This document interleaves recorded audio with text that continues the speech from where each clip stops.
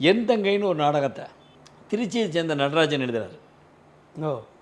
அந்த நாடகத்தை தலைமை தாங்கிறதுக்கு டைரக்டர் ஏஎஸ்ஏ சாமி, அவர் அந்த காலத்தில் பெரிய டைரக்டர்.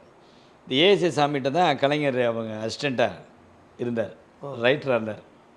அவரை சேர்த்து விட்டது சிஎஸ் ஜெயராமன் பாடகர். ஏன்னா மச்சினே கலைஞருடைய சாமிகிட்ட சேர்த்து விட்டது சிஎஸ் ஜெயராமன். ஏன்னா கலைஞருடைய மூத்த மனைவியோடைய அண்ணன் சேர்த்து விடுறாரு. அந்த ஏஎஸ்ஏ சாமி தலைமை தாங்க என்னை கூப்பிட்றாங்க, பெருமாள் மொழியார் நீங்களும் வாங்க அந்த நாடகத்தை பார்ப்போம். எந்தங்க நாடகத்தை பார்க்குறாங்க. அந்த நாடகத்தில் சிவாஜி நடிக்கிறார்.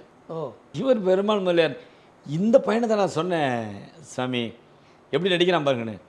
நல்லா இருக்கு, கதையும் நல்லா இருக்குது, நீ சொல்கிற பராசக்தியும் நல்ல கதைன்னு சொல்கிற, இது நாம் பண்ணுவோம், இந்த என் தங்கையும் பராசக்தியும் மிக்ஸ் பண்ணி ஒரு புது நாடகம் எழுதுவோம், அதில் நடிக்க வைப்போம்.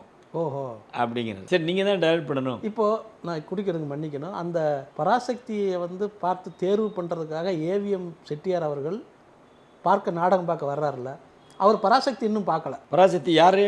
ஏவிஎம் செட்டியார். பராசக்தி தான் பராசக்தி நாடகத்தை தான் பார்க்குறாரு. ஓ, பார்த்து திண்டுக்கல்ல பார்த்தது நூர்ஜஹான், திண்டுக்கல்ல பார்த்தது அந்த சிவாஜி கணேசங்கிறவர் எப்படி நடிக்கிறாருன்னு பார்க்க. ஓ, ஏன்னா நான் பராசக்தி நான் சொன்னேன் உங்களுக்கு, சாமி கண்ணும் வீராசாமியும் நடித்த நாடகத்தில் சிவாஜி கணேசன் இல்லை. ஓஹோ. பல பேர் நினச்சிட்டு இருக்காங்க இவனை. இப்போ இந்த வருஷம் நடிகர் திலகத்தினுடைய நினைவில் நினைக்கி ஒரு பப்ளிக் ரிலேஷன்ஸ் ஆஃபீஸ் ஒருத்தர் மைக்கில் பேசிகிட்டு இருந்தார்.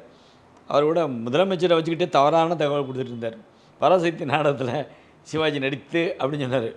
பேசிச்சு முடிச்சு நான் போய் பாருங்கள், நீங்களாம் ஒரு ஆஃபீஸர், முதலமைச்சர் வந்திருக்காரு, தவறான தகவலாம் சொல்லாதீங்க, பராசக்தி நாடகத்தில் நடிக்கவே இல்லை. திருப்பி போய் சிவாஜியினுடைய வரலாறுலாம் படிச்சுட்டு அப்புறம் இந்த மாதிரி விஷயத்தில் பேசிக்கிட்டு வந்தேன்.